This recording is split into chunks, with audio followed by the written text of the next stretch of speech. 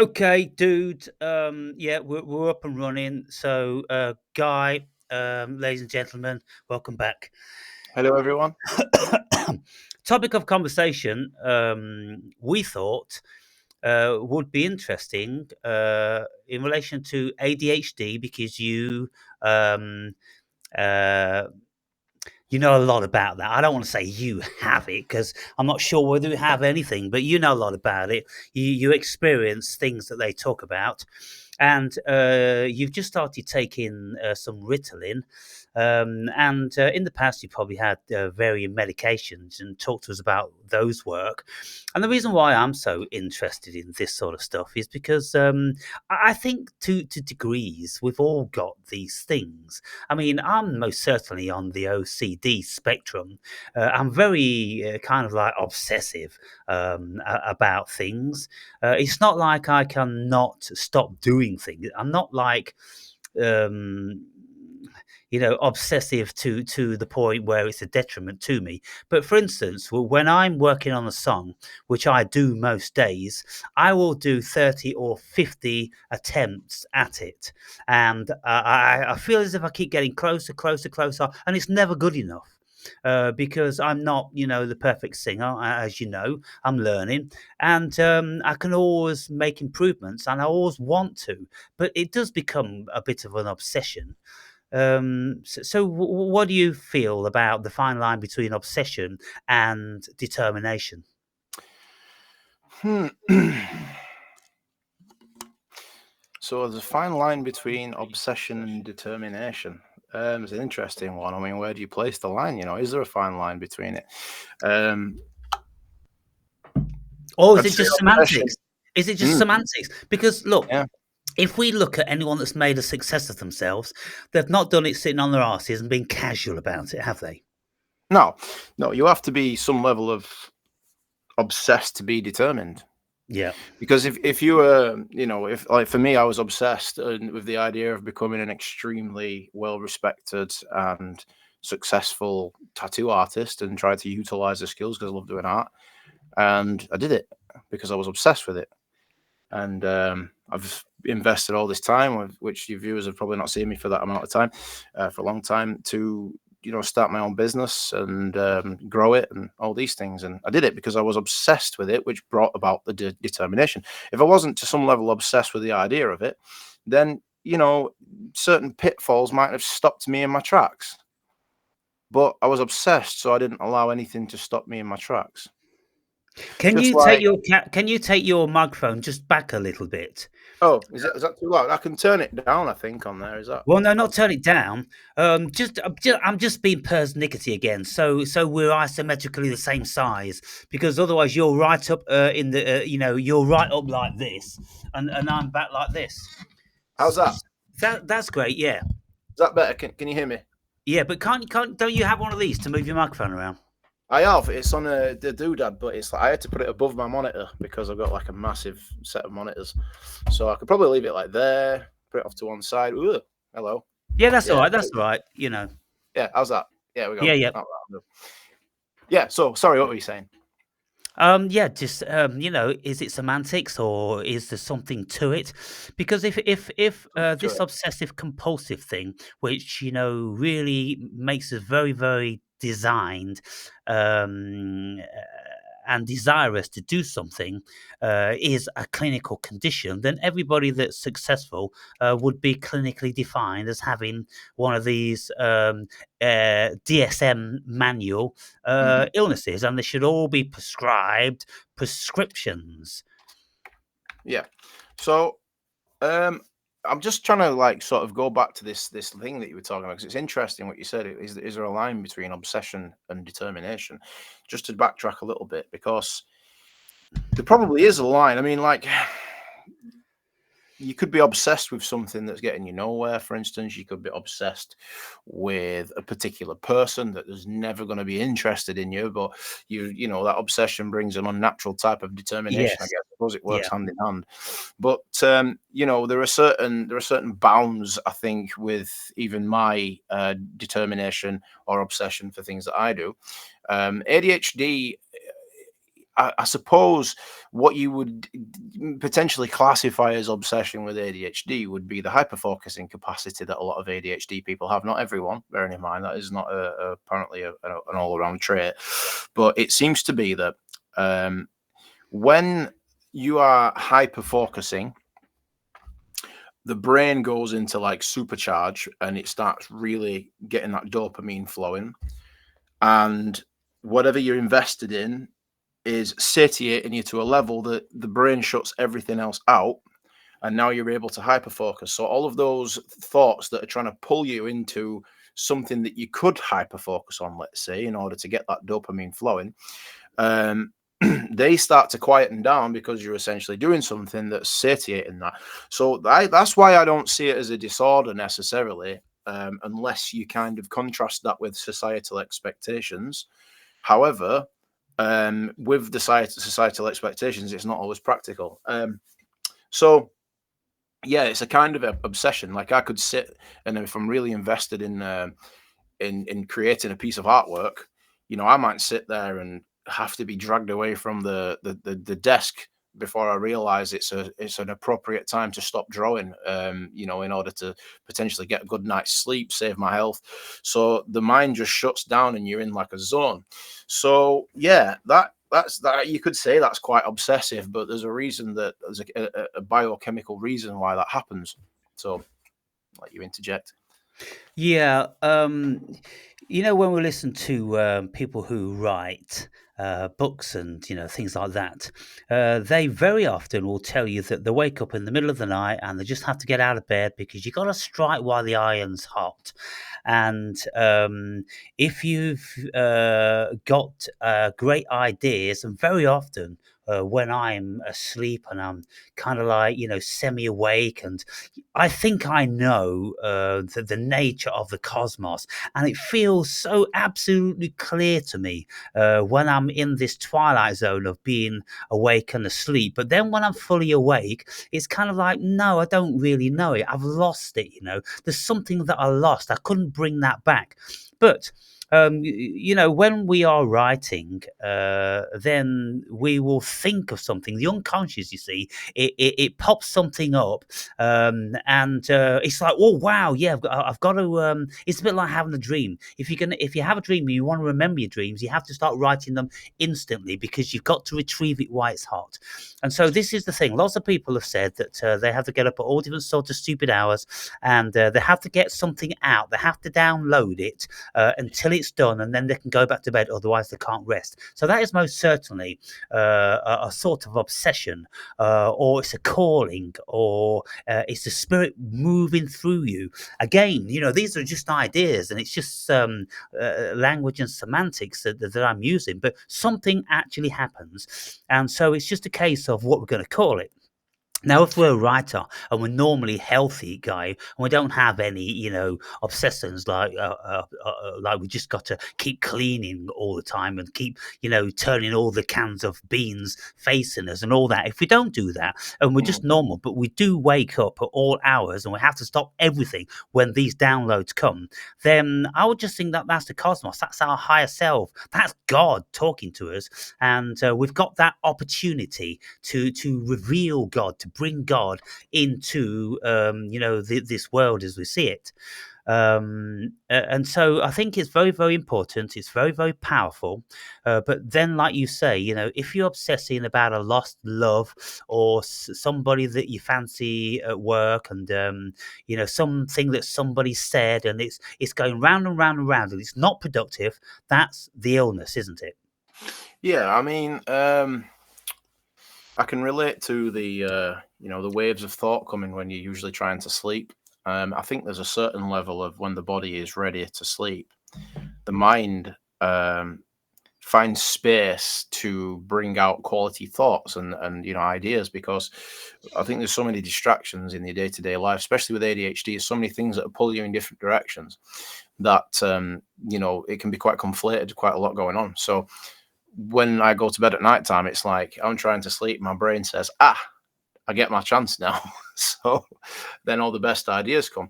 And then, before you know it, you're jumping up and you're like, oh, I've got to jot this down. I've got to do this and I've got to do that. So yeah, that's a trait that everybody to some degree experiences. And in fact, actually, a lot of people do experience ADHD traits. And I think there's a lot of overdiagnosed ADHD cases because it's very simple for me. I mean, I personally, I've known I've got actual ADHD for years. I've known it because I've So looked it up in you're speaking psychology. about ADHD, and I started with OCD. So where are you? So OCD actually can be a thing for a lot of ADHD people, obsessive compulsive disorder. Yeah, So uh, ADHD is attention diversion disorder, which is what it should be called, not attention hyperactive, or ADD or ADHD. The hyperactive part's not always there. right. So the ADD or attention deficit disorder, it's not really a deficit, it's an attention diversion issue because the brain is constantly seeking out dopamine. The obsessive side of it, the obsessive compulsive, is I think it's the brain trying to order things obsessively to feel safe, to feel as if there's something, to feel that there's certain order in the chaos. Yeah, So autistics, for instance, can be extremely obsessive because they struggle to navigate the complexities of the everyday world because they don't have the same social cues that everybody have. So essentially, an autistic might find it comforting to make sure that the Lego is completely and perfectly lined up on the window ledge, or they have to go the same way around the supermarket every time they go there because of the autism. Now, that my theory is that the mind isn't contained in the brain. The brain's a transmitter and receiver of consciousness, and there's many evidences that can suggest that, which I debate even any scientist on that one. So think about it this way: if you have your brain, let's say it's a transmitter and receiver like a radio, and it operates a certain way, it's going to transmit and receive the signal a certain way versus a different radio. So for an ADHDer, for instance, my radio likes to play around with dopamine quite a lot. It likes to use it up too quickly. So then that transmits and receives the higher mind a different way than somebody with autism. Let's say, I don't know, you have mercury. I'm not going to mention this because I don't want to get your channel, because I know there's certain strict rules on yeah. YouTube. But Medical let's shit. say for some strange reason you end up with mercury past the blood-brain barrier, and it Yes. stops certain parts of the brain working, and then Yeah. for some strange reason you end up with a thing that looks like autism, right? Mhm. Then there's a certain part of the brain that's not operating. It's not able to transmit and receive the higher mind from consciousness. So Yeah. then the signal gets conflated, and then certain behavioral traits come out and certain issues come out. Same with ADHD, same with everyone else. So I think that once the physical body is dead, if the mind exists in consciousness, then it's in its pure form, which is what I'd like to call the higher self.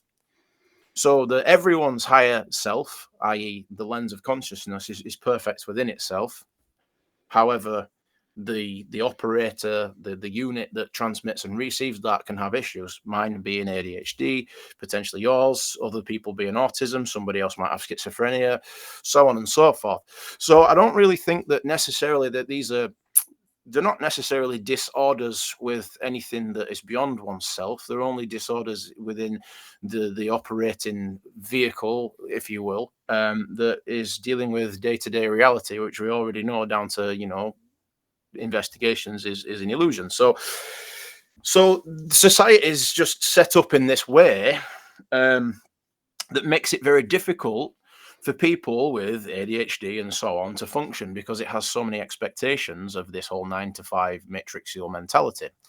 Now, an ADHD person is not usually thinking about past and future in the way, or as much, or even in the way as your average person, because we tend to be more present and we don't think about consequences and we don't worry about what happened in the past. So we tend to make the same mistakes over again, for instance. We tend Right. to be quite impulsive. We don't think about what could happen if you said this to someone or this kind of thing and so on. So we're very present. They call it the puppy dog mentality, because a puppy dog is very present and it doesn't think a puppy dog can shit on the carpet and then you could scold it 10 minutes later and it wouldn't have a clue why you'd scolded it, because it doesn't have Yeah. that concept of time. We still have the memory bank, but it's like you're not in there. You're not spending that much time in this.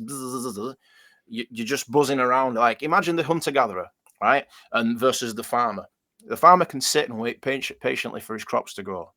It can think about the longevity of his crops. He can think about all of the things that he needs to do, and he can structure things. A hunter-gatherer has to be on edge and alert all the time because he's walking through the forest and he's looking and he's going from one thing to the next, to the next, to the next. And then all of a sudden, what happens is he finds the hunt. And then the hunt is right there in the headlight and zoom, hyper focus. So That's when the dopamine's the flowing. ADHD then is akin to the hunter, which is in a constant state of hypervigilance, which Yes. uses a lot of dopamine, a lot of energy, Yeah. and it keeps you very, very present.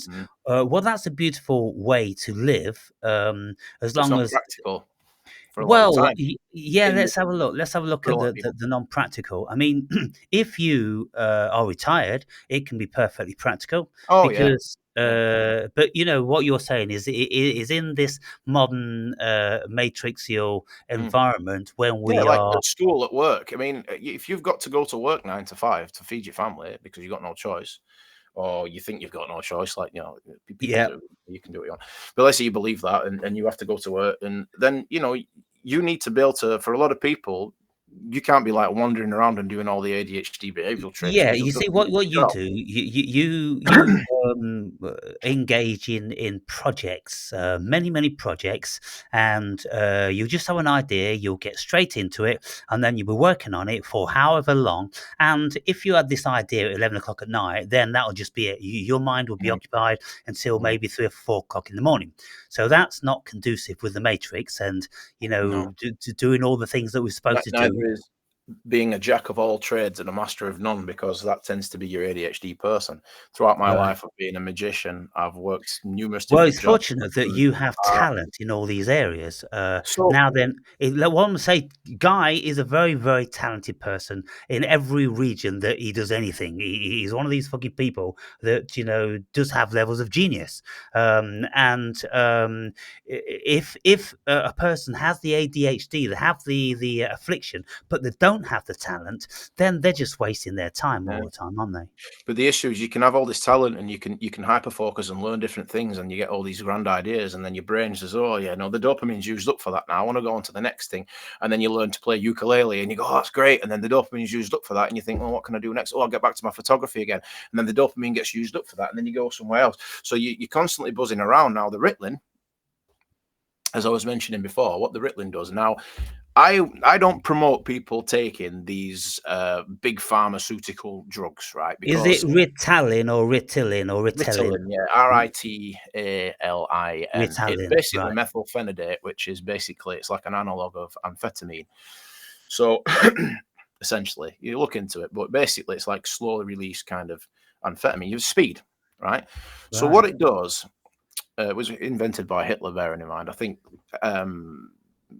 not methylphenidate, that's later, but the original speed was. Invented What it by Hitler. Hitler to make his. I think they reckon that it was basically amphetamines were discovered or invented in Nazi Germany to make the soldiers march harder. Right. So so what they found is when you give speed to somebody with Well, you ADHD, see, I mean, the coke as an amphetamine, coke leaf, chewing on coke leaves has been known for thousands of years. it never So works once you if you calm me extract the down. coke as a direct amphetamine, then um, that Mm. you see, Sigmund Freud used to be addicted to coke, pure coke, until he was addicted, and then he realised it was addictive, and then Mm. he had to try and stop. So during that first loading period, when you take the Ritalin, you get the same feeling you do when you're on any stimulant, whether it's called, you get your gritty teeth grinding, and it can be very Moorish. You might want to, you've got to be very careful. You don't like tempt Why yourself to why overdose. why does this Ritalin, which is an amphetamine, which boosts your physiology, it generates energy and Mm. hypervigilance. Why get that when people who suffer from active minds don't really need that? They want something like Prozac to take them down. It's strange because a stimulant does well, they say that a stimulant does the opposite for ADHD, but the truth is, if you've got ADHD and you've never done a stimulant before and you take that stimulant, you're going to buzz off it just like everybody else will, right? You're going to Yeah. experience the same high because I mean, I've had it today. I've done 20 milligrams of Ritalin today because my body's still getting used to it. It makes you feel high, like you've been on speed. I remember when I first did Zagatin, which is a different form. And they put me on 50 milligrams straight away, and I was just grinding my bedroom and having my teeth in my bedroom and having a party all day. It was fantastic, but it's like from a disco. And but it's like big pharma speed. It's better than the crap you're getting on the street now. Right. Don't do speed. But what I'm trying to say is the way it works. It's they try to say that the myth is if you've got ADHD and you take stimulant medications, that it won't affect you. It'll actually calm you down. It's a lot of nonsense. It's not what really happens. What happens is you still feel the buzz, but then a certain level of tolerance to that buzz, if you will, builds up, and then after a while you don't feel it. But what does happen, what they've noticed, according to studies, many of them, is people with true ADHD, their brains are naturally burning through dopamine. So the reuptake of the dopamine is too quick. Right. So what's happening is the brain's releasing dopamine, it's like sucking it up. So then you're constantly looking for more dopamine, which leads to being center of attention, rambling, talking, all these things. When you take the stimulant medication, you get all the other effects of the stimulant, but it actually blocks the dopamine receptor. So dopamine starts to build up on the receptor. So then now the brain is not looking for the dopamine and it starts to settle down. Right. So I've found that when I've been on the Ritalin, I'll sit there tattooing, and I'm not procrastinating. I'm not stressing about time. I'm not doing any of these things. I'm not over talking. I'm starting to notice that when I've said enough, I'm giving people space to speak, and the brain just settles down. And people notice that I'm very different when I'm on it. I'm just coming down the back end because it's getting to the end of the day now. I've had 20 milligrams this morning. I was a lot more chilled today. I might have to up the dose a little bit, but I'm doing this because I'm experimenting with it, not because I feel like I need to fix my ADHD. I mean, I'm experimenting to see whether it improves my performance at work, whether it improves my ability to be able to do certain tasks, that's going to contribute to, building the business and making more of an effective or well-oiled machine as a business, if that makes sense, because it can be quite, a lot going on. So, because I've noticed with my ADHD, I always want to do the creative side of things and the art side of things, but then when it comes to the business side of things, I really struggle because my brain just gets bored of it and is like, yeah, But your business, fortunately, is artistic, and so you can do that no problem. Yeah, and then you don't really need to think about that because somebody comes in, they'll give you an idea of what they want, or they'll point to a picture, and then you just go, "Oh, okay, yeah, I can do that." That's the easy bit for me. That's where the ADHD is a benefit. Although I have found even the Ritalin has even increased my ability to do that properly, which is strange.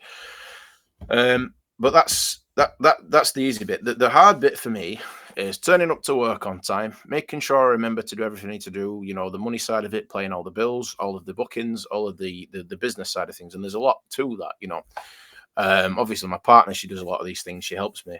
It's a lot, there's a lot to work at, but we want to open a second business and try to work together on that as well. So there are some side effects to these medications. They're not great. But for me, it's more of like just a trial period just to see what happens, because I'm interested to see how it affects my general everyday, function. So I didn't have much luck on Zagatin because of the side effects were just horrible. Well, they are the effects. They call them side effects, but it's the effects. Yeah. But the Equisim, I know that Equisim, which is what they usually give to children with ADHD, which I don't agree with.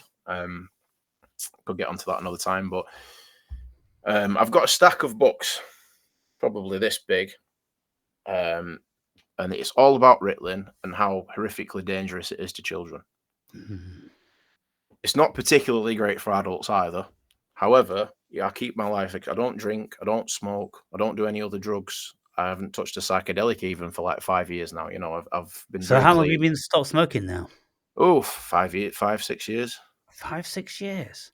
It's been a long time. Well, I so 7, 8, 9, 10, 11. When our Kai was 6-year-old, he asked me to quit smoking, and I told him to chuck my cigarettes in the bin, and I've not touched one since. Well, okay. When we were in Tenerife, you were smoking then. How long ago was Tenerife? It was before the COVID stuff, wasn't it? 2018. 18, 19, 20. Okay, so maybe 5, 6 years, yeah. That's 6 years. So it's about 5, 6. I'm guessing it's between 5 and 6 years, I think. Right. But Yeah. Well, yeah, I've not touched it for quite some time. I feel a Okay, lot let more. let me pose a couple of questions then, so we can get some sort of I don't know what's I could say, some sort of psychological perspective from this. So, um, if I look at the things that I've noticed about myself in relation to, let's say, OCD, then it's having everything very orderly, very clean, to the point whereby if I'm walking on my kitchen floor, which I always am barefoot, and I feel a crumb beneath my feet, then I'll press down on it and then lift my foot up and take that crumb and put it in the bin. And then if I should come upon another crumb, then the Hoover's got to come out. If you Uh, got ADHD, you probably eat it. Not joking. Right, so I'll do that sort of stuff, and then every time I use the toilet, I'm cleaning the toilet, and if I start to notice that the hand basin is getting a little bit dirty, then Mm. I'm cleaning that. So the attention to detail and all that sort of stuff, in a healthy way, is a little bit obsessive and compulsive, and then with the things I do, like going to the gym and doing all this disciplinarian things that I've always done in my life. You're It's very always been, regimented, though. yeah, very regimented, but it's I always been that healthy. that's a pipe dream for me. This is one of the reasons why I'm hoping the Ritalin actually changes a few things, because just remembering to keep structure. It's my brain. It's just don't compute. It's just like computer says no. Yeah, Well, there's jokes about ADHD where you'd be in a conversation with somebody and it's really deep and meaningful, and this person's split up with a girlfriend and they're really upset, and you're like, oh, and then all of a sudden you were talking and it's like, oh, look, a squirrel. You know, we like sort of the attention's all over the place. Like, yeah. I can set out to go and do something. Here's an example. I was at work the other day and I said, right, I'm just nipping to the shop. I'm going to get a drink. So this girl said to me, can you pick me up a bottle of Fanta? I said, well, okay, that's fine. I'll get you some Fanta. So I walks to the shop and I was like, oh, the market's on. I'll just have a quick look on there. So then I go to the market and I'm like, oh, I wonder if the coffee shop's open in this side. So then I go to the coffee shop. The next minute I'm in fish and chip shop eating chips. And then I'm thinking, oh, crap. And I couldn't remember what drink she'd asked me. So I picked up a bottle of Sprite and went back about 45 minutes later.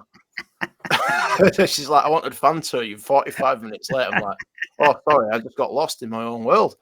And this person's paying me money to sit there and tattoo her. And I'm like just wandering off doing things. And that's because, but yeah, the Ritalin, it's like your brain just goes, no, pick up the thing and then, come back. And I think that does help a little bit.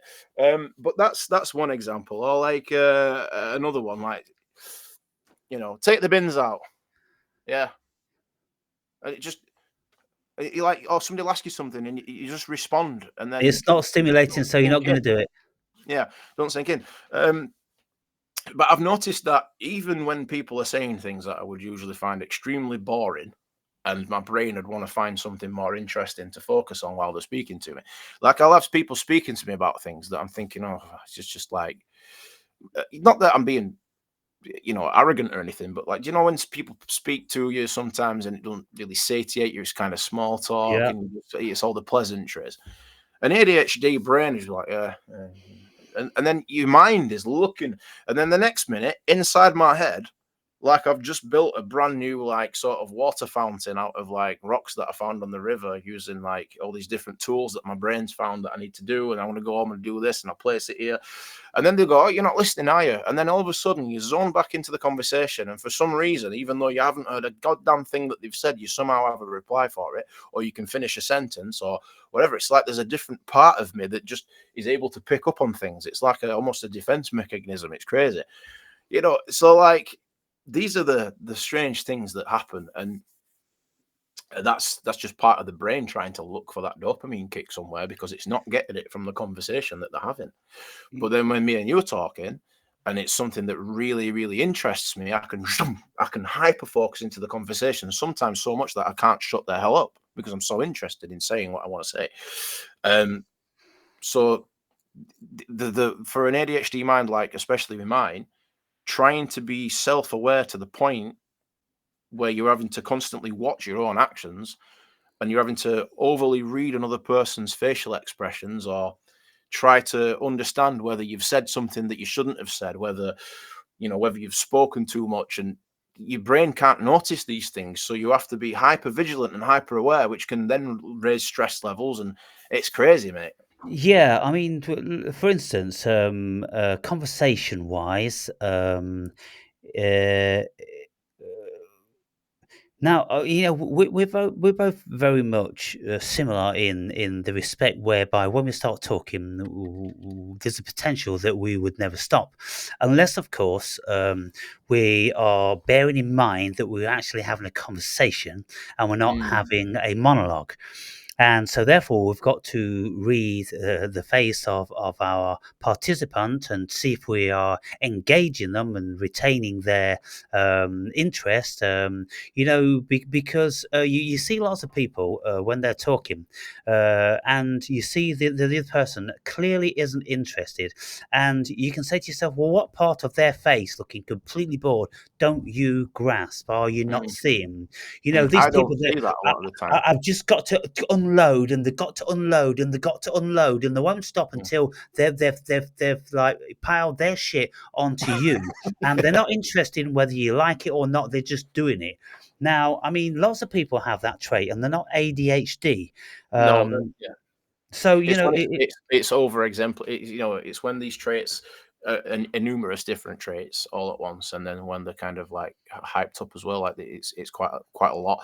So yeah, what was I going to say? With I had a really good point then, but it's just gone.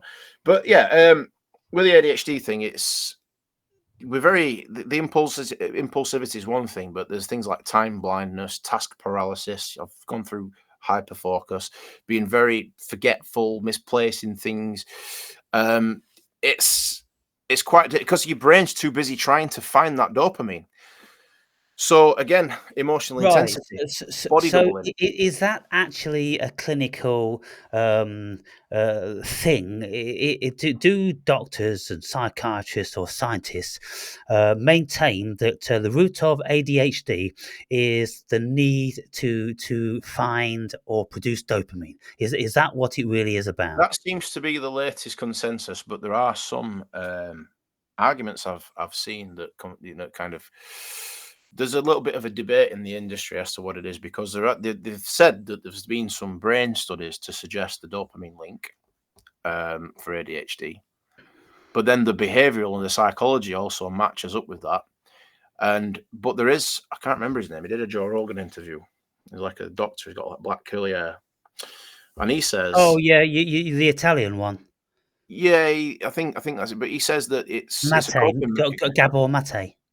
It could be. I'd have to check. But this dude, I don't know who he is. He's got very saggy eyes that hang down like this. Yes, Yeah, he's yes, about 80 or 180 years old. probably. Gabor Mate is, is, 105. is, is, a, is a psychologist, psychiatrist or something, and he's always investigating, suicidal, propensities and all this sort of stuff, and addictions, yeah? Mm. Yeah. So he says that ADHD is a coping mechanism. Now, it very well could be a coping mechanism, but what we do know is that certain impacts or certain traumas or whatever can cause physiological changes in the brain. There are certain physiological aspects to ADHD, which is why they class it as a condition. But things like depression, they've never seen any. They'd claim that there's physiological changes, but there's gaps in the data. There's not really a very solid, set of data to show that depression is actually imbalanced chemicals in the brain. So really, when we look at it, depression, there's nothing wrong with the brain, right? The brain's fine. We know that in cases of autism and people that are on the spectrum, well, there are things in the brain, right? We think that there's things in the brain with ADHD, but all of the behavioral traits, regardless of the root cause of it, seem to be relatively the same or intensified compared to your average person, which makes, like task paralysis, for instance, that's struggling to remember or to take tasks like really important ones that might not be as exciting as sitting and drawing a picture. you Right. know Another thing is getting overly excited. There's a girl that works in a bar and she's the same. Oh, I'll do this for you and I'll do that for you. And I'm like, this is your ADHD speaking. take my advice, stop offering to do things, because what will happen And that's is very now you'll classic put of yourself you, under pressure to. isn't it? You're very given to that. Yes. So another ADHD trait is like we get excitable and we want to bring the best out of people because that satiates us and it helps us release dopamine because People you're pleaser. offering to help a person and you become a bit of a people pleaser potentially. And you're not just doing it for them, you're doing it for yourself. And what you'll do is just say, oh yeah, I'll do this for you and I'll do that. And then you take on so much and then you're like, oh crap. But now the dopamine's not flowing anymore and I've still got to do this thing that I've said for this person. Yeah. And then your brain's like, you go into task paralysis, and then you start to stress because you think, oh, they're going to hate me because I've not done it. So then it's just snowball effect from there, and these are the types of effects. I've stopped worrying now because I kind of know the way my brain functions and I try and explain it to people. And I'll just say, look, I've struggled with this. This is why it's happened. I've got ADHD. I'm not trying to use it as an excuse, but these are the behavioral traits related to it. Just don't fucking listen to me in future. And then like, Yeah, that's well, kind of like what I do.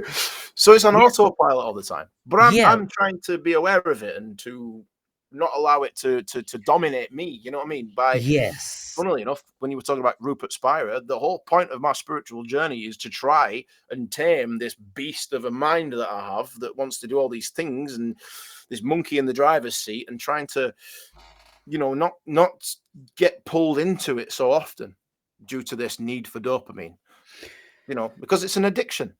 And it's yeah. an addiction that's developed from a coping mechanism from being a child. And as with So, any addiction, it can leave a physiological change in the brain.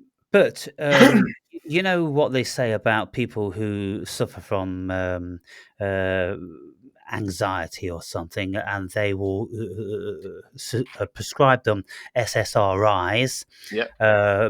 to you know, inhibit the reuptake of the serotonin, so the serotonin doesn't get depleted. But what they're saying is now that, now after all this time, yeah, we don't really know how it works, and it probably doesn't work like that. No.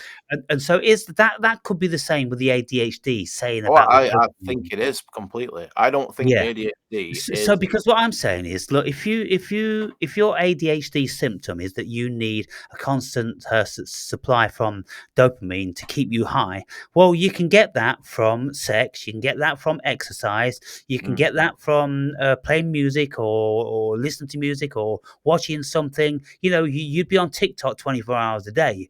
mm, Ha ha ha, funny cat videos. mm. But that isn't the case, is it? Not No, necessarily. Some of it no. is. I think there are people with ADHD that are pretty dumbed down, and I mean that in the nicest way possible. Idiots, basically, Mhm. in the nicest way possible. But then there Yeah, are people with useful ADHD idiots. who That's are. I think that's the nicest way you can say it. There you go. So then there are people with ADHD that You are, go. it goes the other way and they become obsessively smart and obsessively, like like the amount of people with autism and ADHD that play chess, or mostly autism. I think with that, there's a lot of autism and chess seems to be a big link because of the structure of it, Yeah. and the capacity. But with ADHD, that in terms of the physiological aspects of ADHD, there are differences in brain structure. Like research, as far as I can remember, shows that, your prefrontal cortex and other things like I can never say it. Cerebellum. Cerebellum, the Well, brain at the back of your it's head, got basically all the areas that are linked to impulse control and movement. right? There's structural differences in brains with ADHD compared to a neurotypical person. So you've got neurotransmitter imbalances. So dopamine and norepinephrine, I think it is. Is epinephrine, norepinephrine? Sorry. Norepinephrine, yeah, or Yeah, I'll see if I can norepinephrine. get a few notes. So Yeah. basically, anything that regulates your motivation, focus, reward, processing function, these differ in ADHD brains. There's research to suggest that. They reckon that there's a genetic component to it. I think that's a lot of nonsense. I think that what's happened is that the brain has complexed itself around an event or a numerous events from childhood potentially. It could even be related. We don't know. And what's happened is the brain has grown in that way When you go like in that, order. it's probably better to go like that As in squirty shit, because all Yeah, these funny things that were probably that could be misinterpreted. But yeah, squirty shit. There's all this squirty shit yeah, that is deemed to be causing lots and lots of problems, and we know that this squirty shit is causing great problems now all over the yeah. world, and even mainstream people are starting to talk about it. But Scandal. anyway, Squirty by fruit and by, we shots. can't get into that because I can't really speak freely about it. Oh, it's But horrible. what I'm investigating here is that try to find the root of it, because if it's kind of like because you need the dopamine, well, uh, your brain fires with ideas before it gets to dopamine. So it isn't the dopamine requirement that's firing the brain with the ideas. Do you think the brain's learnt to fire the ideas because it knows that there's going to be that dopamine hit? Mm, That could be a component, maybe. I don't know. mm, It's y- interesting. There are some study. I mean, like I haven't really delved into the studies of it. I know the behavioural traits are there. As to the cause, this is something that really has been baffling me for a long time. And I found that changes in diet have helped. It could even be a phosphorus issue, as one of the arguments is. Maybe you're not getting enough phosphorus, and that leads to these things, or too much. I can't remember what they said, but anyway. So I don't know. These are what I've learned. Seems to be the current scientific consensus. But as we both know, with the way that the system works, a certain consensus is, or the scientific consensus is not always right, is it? yeah, no. Well, for instance, with Jordan Peterson and Michaela Peterson, his daughter. She had all different sorts of issues with health, with inflammation, and every part of her body ached like it had gout all over. And doctors couldn't help her in any shape or form. So what she Yeah. started to do was just to consider that maybe it may be a food allergy. So what she started to do was to eliminate things one by one until her symptoms Problem goes got away. better or abated. Yeah. And what she ultimately discovered that when she got down to eating a pure beef diet with nothing else, then her depression miraculously went away. Now, Yeah. her old man, he suffered from depression for many, many years. And she said to him, well, listen, Dad, it seems to have worked for me. So, you've got nothing to lose. Give it a chance. And so he said, okay, I'll give it a chance. And then miraculously, his Mm. depression went away. Now, he was addicted to benzos for many, many years. He had to travel around the whole world spending a great deal of money, Russia, Siberia, and all different sorts of places, because Canada and America and Europe couldn't help him get off the benzodiazepines. Yeah. But it turned out that this pure meat diet is slim, it is sharp, it is bright, and so it seems to be something that eradicates a lot of potential illnesses. I've Um, got some heavy understanding about that because with me, I don't eat meat for other reasons, but the reason that right. Can I go into this? Is this all right? This is yeah, interesting yeah, because yeah. I've done a bit into this. So people like Dr. Aris Latham or Latham, he's from Panama. He's in his 90s pretty much. The dude will do 6 miles on the beach every morning. He can climb a tree to get his own coconuts, and he's never had a shot of B12 in the last 54 years, and he's never eaten meat. He's been raw vegan that whole time. And Right. the dude is like, it looks like he's going to live forever. I think what's going to happen, he'll get to 120, and then his cells will just decide to shut off because he seems to be pre-programmed, doesn't it? But anyway, but the thing is, you can achieve the same thing because when you eat meat and meat alone, what are you not eating?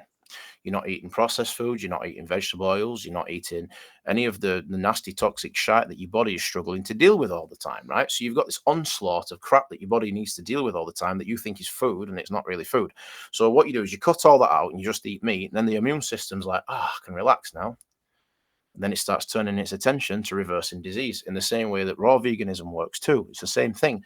There are some debates that it's not maintainable So, long term. what are you suggesting here? But Are you suggesting that it's not the diet; it's just the minimalising of the things we eat we're to eating cut so out the many things. impurities? Well, dairy, for instance, right? When you cut out dairy, right, you're not.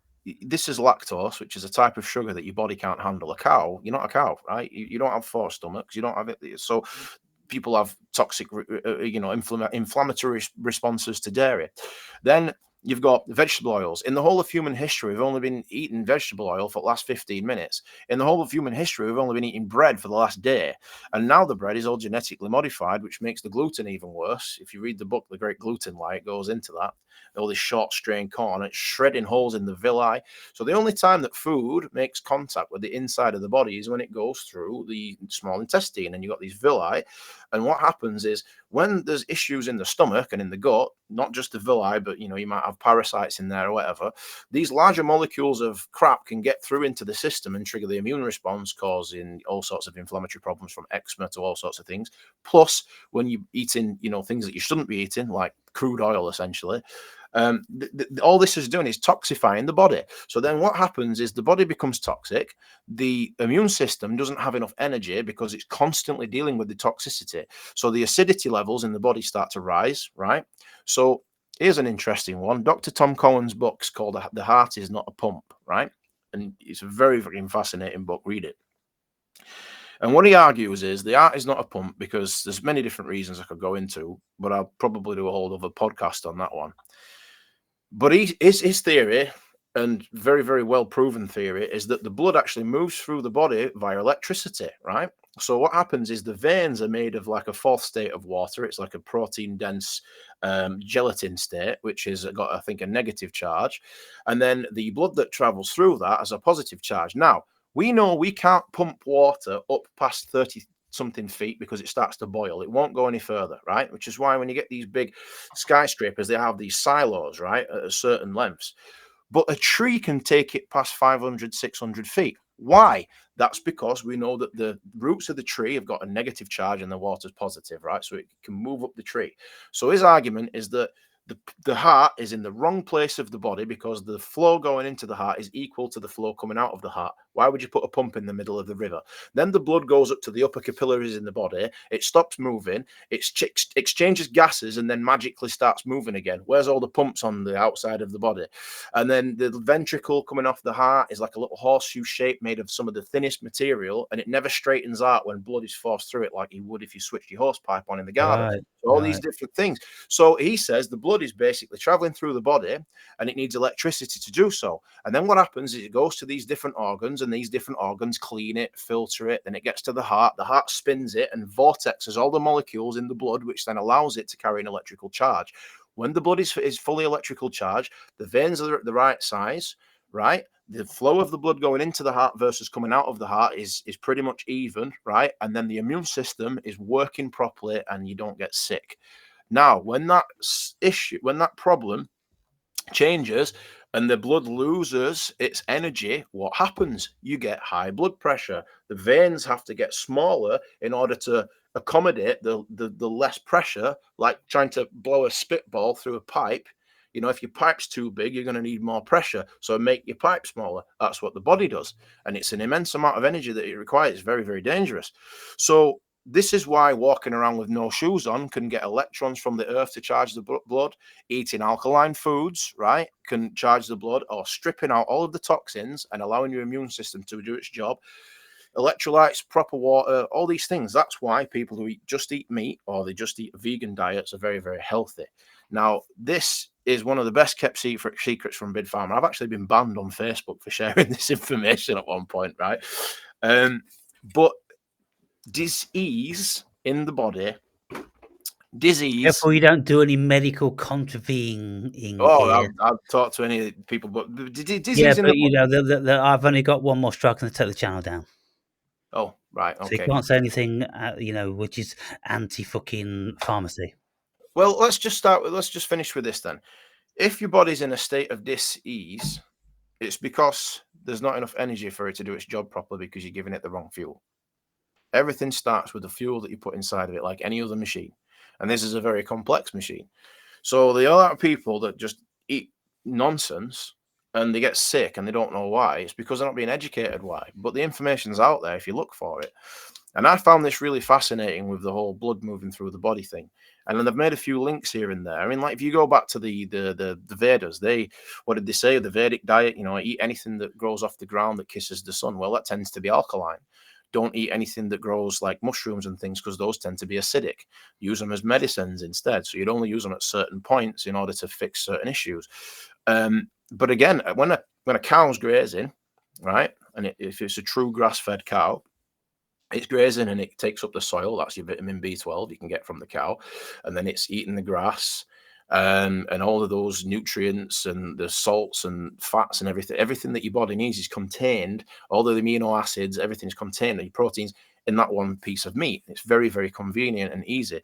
But there are some arguments, and I'm not going to say either way whether this is true or false because I don't know. But there are some arguments that suggest that long-term carnivore diets are causing people's cholesterol levels to shoot through the roof, which is quite dangerous for them. So I don't know what kind of nonsense that is, because it could just be that it's not done right or they're not eating the right thing. I don't know. But when you look at it, it makes total sense. Now, let's date back 200, 300,000 years when, we were early man, right? Would you have had 3 meals with meat every day? You wouldn't. You'd have been grazing, you'd have been finding whatever you could, and food would have been relatively scarce. You'd have had more access to things that grew off the trees than you would hunting, right? So it's natural for us to not eat. Studies are showing, according to what I've read, that people that remain around 10% under their actual, recommended body weight live longer. But it's natural to go for periods to not eat. So what happens when you don't eat? You're fasting, right? Now, you might have access to water because there's running streams everywhere, but your food's probably not there. So, or you might not be able to catch a fish very easy or whatever. So when you fast, the And few things yeah, but that can have the same effect. and yet, these people were supposed to be super healthy, but we do know that, 1500s, 1600s, 1400s, 2000 years ago, people didn't live anything like as long as they do today. This woman, which used to live next door to me, she's 88. She smoked 50 cigarettes a day for 50 or 60 years of her life, and she'll probably live to be 100. Yeah. And she's had this Western diet of crap, and I know that she's always eating cake and chocolate and all the rest of it. So, like I said to you today in this conversation we had earlier, I don't believe in anything. I don't No. think there's anything. There's proof in anything, because one person can eat just meat all their lives. One Yeah. person can just drink milk all their lives and absolutely thrive. When people are lactose intolerant, and you shouldn't be eating this, pus in milk, and oh goodness me, So and what I've done in my life, Guy, I've always eaten whatever I've wanted to eat, and lots of times it was a lot of what rubbish, and I've always been very, very healthy. I believe that we're just a genetic mess up, to be honest. I think we were cobbled together to commit a particular purpose, and I don't believe that we evolved naturally on this planet. I think our ancestors did, but then somebody came along and twisted the DNA a little bit. That's my theory on that one. Again, within the realms of the bullshit, because past and future, we know about that, But you could say, like, I'm talking like, I don't know what the mortality rate was 200,000 years ago, whether people even made it to age 40. I don't know what killed them, but the way I'm seeing it is, was it food that killed them, or was it lack of food that killed them? Extreme lack of food. Was it, animals that killed them in the wild? Weather related things, war, Yeah, yeah. infection from having accidents and cutting yourself and certain things. We don't know. But if you had a Garden of Eden and you had all the access to, relative access with periods of fasting to healthy foods, and there was no danger and none of these things, then maybe you could live a long time. I mean, we look at Genesis in the Bible, and I don't believe the Bible, but it talks in Genesis about them living over like 900 years. And then when God got pissed off, and after the great floods, and Yahweh, basically Enlil or Enki, I think it might have been Enki, came down and was like, right, okay, I've had enough of you. Right, we're stripping off some years now. You only get 120. And if you want to eat whatever you want to eat, feel free, because you're all sinners anyway. I think that's kind of like the argument there. There could have been a time where people live much longer. I don't know, but it just Yeah, it, every time I've seen a documentary on our so-called ancestors, and they are DNA and carbon C14ing their remains, or even just uh, judging by the condition of the skeleton and all this, they're saying, "Oh, this person was 39, this person was 22." I've never ever ever heard anyone say, "Oh, this person was 120." Or 99 or 80. well, I've we do never live. heard it. Yeah, we live in the best society ever, and that's true. It might not have happened, Yeah, so look, fascinating stuff. if this is the case, you see, I'm always devil's advocate with everything. If the food is supposed to be so terrible now, I don't think the food is so terrible now, and I don't think it's the food that is harming people. I think it's the lack of mobility which is harming people, because if see, your body is genius. It's absolutely superb at being able to transmute anything into glucose, which is the food that it requires. It transmutes all these different other sugars and all these different sort of foods and everything, and it labors hard and it does that, and then it's very very efficient doing that. But what I can say in my life is, as long as I've kept exercising, then Mm, I've kept myself looking younger and mm, physically active and all this. And yeah, I've not been restrictive about the things that I've eaten, Guy.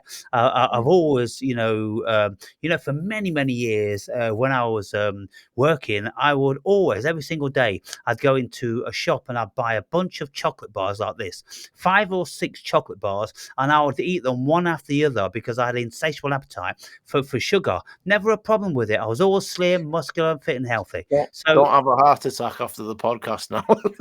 yeah, no. So I mean, I think that if people were very, very active, they can eat whatever they wanted to do, because their Yeah, I metabolism think would always be there's a high, reason. and their bodies would always be But reproducing themselves, and they would never go into a state of atrophy, because yeah, it's the state of lethargy which brings about the atrophy, which then brings about the diminishing and demise of the health.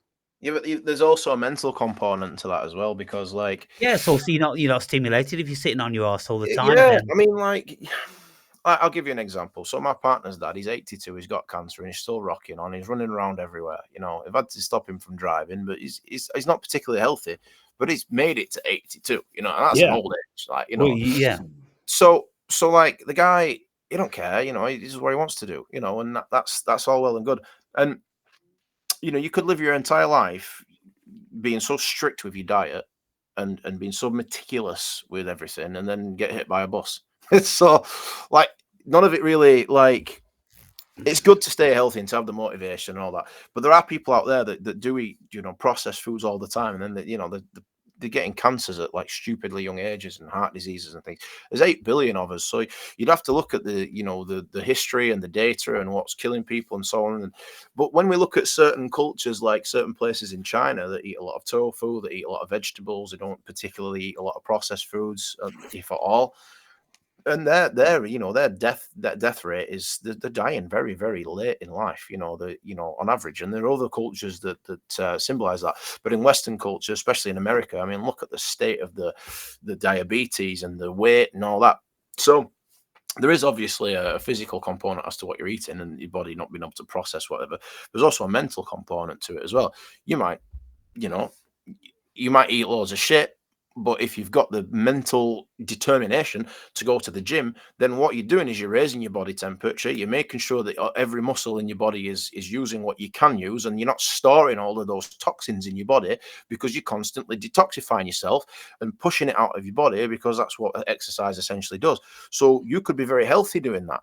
Whereas me, for instance, if I ate the same diet as you, but I never go to the gym, I could end up with a heart attack, for instance. If we Mm. have five Mars bars, that might be the thing. So if I start going to the gym and I start detoxing, fair enough.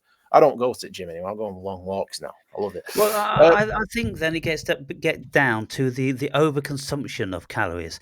You know, if we didn't overconsume, then nobody would be obese because our mm, body, you know, burns X amount of calories a day, and if we monitored how our body works, some of us yeah. have a higher metabolism, some of us have a slower one. But You if we need. monitored that and monitored our weight, and then Mm, we measured everything out, or we got a very good mental idea of the amount of food that we can actually eat and we mm. need, then I think we'd all live to be, you know, pretty healthy and long Yeah, life. and there's always something that could come along. I mean, we need to be. I mean, like when I'm talking about fasting, there's got to be a point where your body burns the fat you're putting on. Because you've got limbic fat and you've got your regular fat. Limbic fat is the fat around your organs. So you might look physically healthy, but you might have a lot of fat around your organs, which is not great. So when we see sugar is the fastest burning fuel. So when we eat sugar, the body says, "Oh, well, I'm eating sugar and I'm getting sugar a lot, so I'm going to burn sugar for fuel." So then anytime it gets fat, it goes, "Well, we're burning this sugar, so we're going to store the fat." You might go to the gym and you might burn through all your sugar, and then your body's like, "Oh, I need the extra boost for energy." It might dip into your fat reserves and you lose weight, right? Or you might fast, and then your body goes, "Oh, I've burnt up all the sugar now. There's nothing happening, so I need to go into ketogenesis." So the benefits to fasting is that when you start burning fat for fuel, you burn all the dead cells and you get all the shit out of your body. So it's a natural detox as well. Um, so it's very healthy to actually fast. But again, you could do all of that stuff. Like, oh, what was it? Somebody told me, Ken at work, he said he had a friend who was a fitness fanatic and he ate nothing but broccoli for a month and did all these, crazy things, and he was obsessed with health and he died at age 54. So, Yeah, I mean, of you, course, you know, there's always that. Okay, so look, we're up to just 1 hour now. So, yeah. are you okay for another half an hour, or? I could probably do another 15 minutes maybe because I have to do some things, but if that's all right. Okay, yeah. So the conversation I want to broach, I shouldn't really stick it on the end of this one because it's kind of like if I label this one OCD, ADHD,